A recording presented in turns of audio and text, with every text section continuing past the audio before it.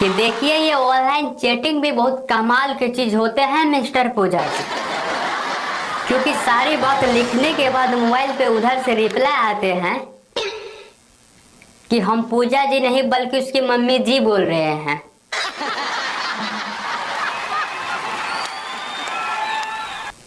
और हम वही ऑनलाइन चैटिंग की बात कर रहे हैं जो मोबाइल के एक छोटे से डिस्प्ले को कंप्यूटर के कीबोर्ड बना देते हैं रात को चैटिंग करते करते। सॉरी ये जोक्स है।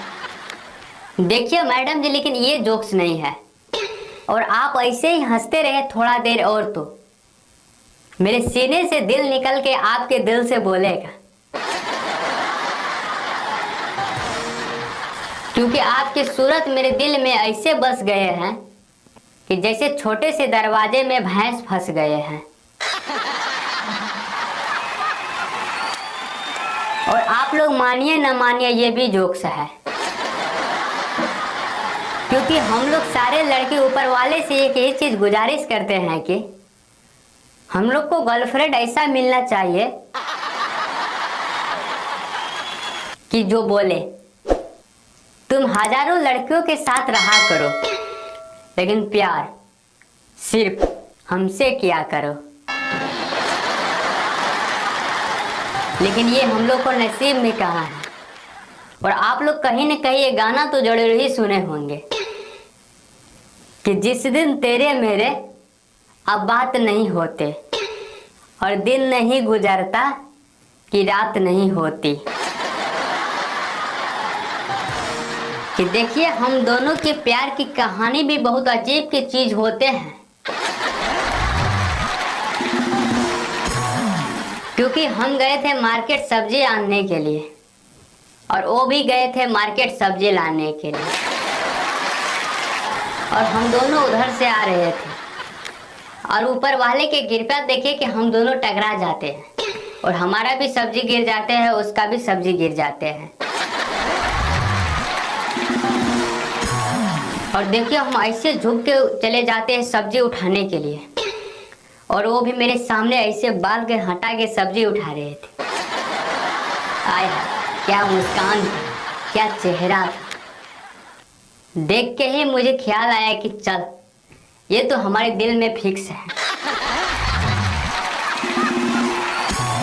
इधर तो हम दोनों आपस में कुछ भी बात नहीं करते, वही 2-3 ठो गाली वो हमको दे के चले जाते हैं। घर आने के बाद खुदा न खास्ता हम अपने झोली में देखते उसका टमाटर आ चुका था, ऊपर से प्याज भी। और ये दोनों के मार्केट में आप लोग को दाम पता ही होगा अभी के टाइम में कितना है। और देखिए ऊपर वाले की कृपया बहुत अजीब चीज होता है भाई साहब। क्योंकि एक दूसरे को मिलाने के लिए वो कुछ भी कर सकते हैं और उस दिन भी वो कुछ ऐसा ही हुआ था। क्योंकि जिस डायरी में सब्जी लिखकर मम्मी दिए थे बाजार लाने के लिए वो डायरी उधर ही रोड पर गिर गया था मेरा, उधर टकराने के बाद। और आप लोग मानिए या ना मानिए लेकिन उस डायरी में मेरा मोबाइल नंबर भी था। और शाम को मेरा रोल नंबर पे एक कॉल आते हैं मेरा मोबाइल पर, वो भी लड़की की आवाज में उधर से बोलते हैं हेलो, देखिए आपके झोले में मेरा टमाटर और प्याज चला गया है और अभी तक सब्जी तो आप नहीं ने बनाया है। हम बोले हम गारंटी तो नहीं लेते हैं लेकिन हमको रसोई घर में जाकर देखना पड़ेगा क्योंकि मम्मी सब्जी बना रहे हैं। और उधर जाते हैं और मम्मी को बोलते हैं कि मम्मी सब्जी काट लिए क्या। बोला कि हाँ बाबू तुमको तो टेका तो कम दिए थे लेकिन देखते हैं तुम प्याज और टमाटर भी लेके आए हो, क्या बात अपने पॉकेट से खर्चा किए हो। और उधर हम बोलते कि नहीं मम्मी हम कहाँ कुछ किया, दरअसल ये टमाटर और प्याज किसी और का है। और उसको हम बताते कि आपका टमाटर और प्याज बिल्कुल सुरक्षित है मेरे रसोई घर में, आप आके लेके जाइए। देखिए आप लोग मानिए ना मानिए, मेरे घर से महज 2 ही किलोमीटर दूरी पर उसका घर था। और वो जैसे ही मेरे घर से जाते हैं टमाटर और प्याज लेके मेरे दिल ने उसी समय बोला कि और यही बनेगा मेरा गर्लफ्रेंड। क्योंकि उसका मोबाइल नंबर तो मेरे पास आ चुका था और मेरे पास एक ही वक्त था कि उसको फ़ोन करके कुछ बताने का, और वही काम हम करते हैं। और 2 दिन के मेहनत और 4 दिन के रातें जाग कर आखिर में उसको अपने जाल में फंसा ही लेते हैं। और देखिए, आप लोग को बता देना चाहते हैं कि हम दोनों के बीच में बातें कम और चैटिंग ज़्यादा होते हैं, और वही ऑनलाइन। और आप लोग कहीं ना कहीं एक कहावत तो जरूर ही सुने होंगे कि 4 दिन चोरवा चोरी करेगा तो एक दिन तो अवश्य ही पकड़ा जाएगा। और यही कहानी हम पे भी बैठते हैं। और एक दिन ऐसे ही हम चैटिंग कर रहा था और उधर से रिप्लाई भी उसी के अंदाज में आ रहा था, यानी कि मेरे गर्लफ्रेंड के। और सारे बात लिखने के बाद हम बोलते हैं कि आपको देखने का मन कर रहा है, और उधर से बोलते हैं कि बाबू वीडियो कॉलिंग कर लूं क्या। देखिए, मेरे मन में तो लड्डू फूट चुका था, क्योंकि जो बात मुझे बोलना चाहिए वही बात उधर से रिप्लाई आते हैं। और हमने भी फटाक से उसको वीडियो कॉलिंग कर दिया। यदि वीडियो कॉलिंग को मेरे वो रिसीव करता है तो हम देखते हैं कि मांग में सिंदूर और बदन पे साड़ी, और मेरे मुंह से निकल जाते हैं, अरे जानू आपके शादी कब हो गया मिस्टर पूजा जी। तो फिर उधर से रिप्लाई आते हैं कि देखिए बाबू, हम पूजा जी नहीं बल्कि उसके मम्मी जी बोल रहे हैं। और देखिए, आप लोग मानिए या ना मानिए, और उस समय जो हमको डर हुआ, डर से जो पसीना छूटा सिर का, वो मोबाइल के डिस्प्ले पर गिर जाते हैं और मेरा डिस्प्ले खराब हो जाते हैं। और यही स्टोरी पे एक लाइन लिखे हैं कि वो भी जरा आप लोग सुनकर ही जाइएगा। मैंने जो रात को गर्लफ्रेंड को वीडियो कॉलिंग पे बात करने के लिए बोले थे, उस समय मेरे आंखों में नमी थी और मेरे शरीर के अंदर अब विटामिन की कमी थी। और जिसे रात में हम सारी बात चैटिंग पर बताते हैं, और वीडियो कॉलिंग करने के बाद पता चला वो मेरे गर्लफ्रेंड के मम्मी थी।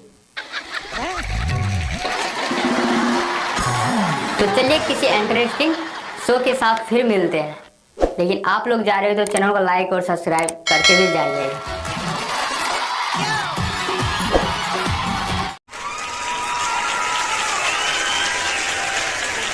घर घर दारू पहुंचाने को बेकरार हूँ, ऑक्सीजन पहुंचाने में लाचार हूँ। मैं सीएम के कुर्सी का दावेदार हूँ, लेकिन जेल में बैठा बेकार हूँ।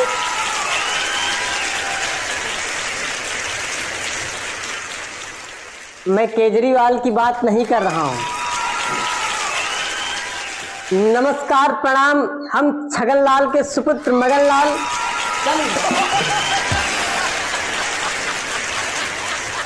इस बार फिर चुनाव लड़ रहे हैं, और आप लोग हमें वोट जरूर कीजिएगा। और हम कोई पहली बार चुनाव नहीं लड़ रहे हैं, हम पिछले बार भी चुनाव लड़े थे और हम खूब प्रचार किए थे। हमको पूरे 3 वोट मिले थे।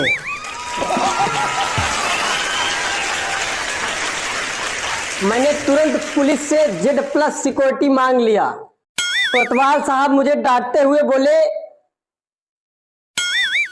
कि तुमको क्यों हम Z+ सिक्योरिटी दे, 3 वोट तो पाए हो चुनाव में।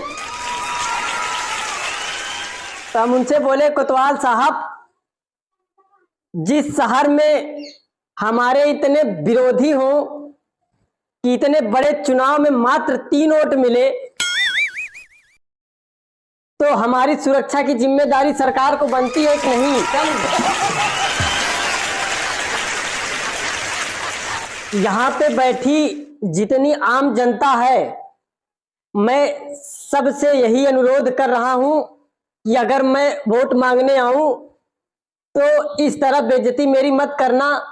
जिस तरह से कल मैं एक जगह मांगने गया था वोट, तो एक भाभी जी मिली। मैं उनसे पूछा कि भाभी जी, पिछले चुनाव में तो आपने मुझे नहीं दिया था, इस बार मुझे देंगी? तो भाभी जी ने कहा, आपको नहीं दूंगी, चाहे हाथी को दे दूंगी।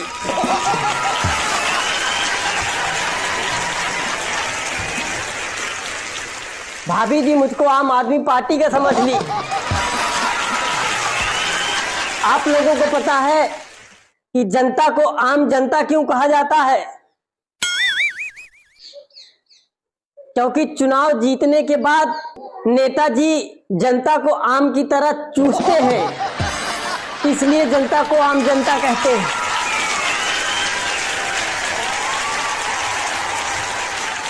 अभी मैं चुनाव जीता नहीं हूं और लोगों को बड़ी परेशानी है कि नेताजी आप अगर जीत गए तो क्या करेंगे? आप अगर जीत गए तो हमारे गांव में क्या करेंगे?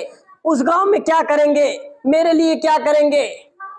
अब उनको कौन बताए कि उनको जीतने पे मैं क्या करूंगा, इसकी चिंता है। लेकिन मुझे इस बात की चिंता है कि मैं हार जाऊंगा तो क्या करूंगा।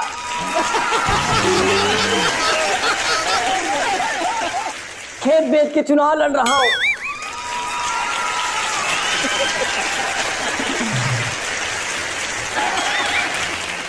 आपको पता है कि मैं किसी पार्टी से तो हूं नहीं, मैं निर्दलीय हूं। भारतीय जनता पार्टी वालों का तो कोई टेंशन ही नहीं है।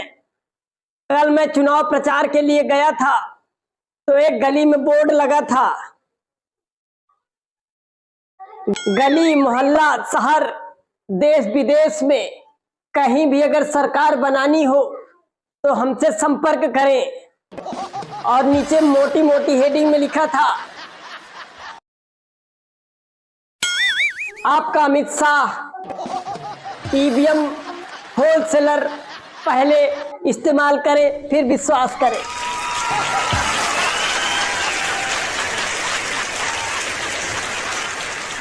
तो भाई लोग, कैसा लगा ये वीडियो? अगर अच्छा लगा हो तो कमेंट बॉक्स में कमेंट करके जरूर बताइएगा और अपने दोस्तों तक जरूर शेयर करिएगा। और अगर आप चैनल पे नए हैं तो चैनल को सब्सक्राइब कर लीजिएगा। मिलते हैं एक नए वीडियो में, तब तक के लिए जय हिंद।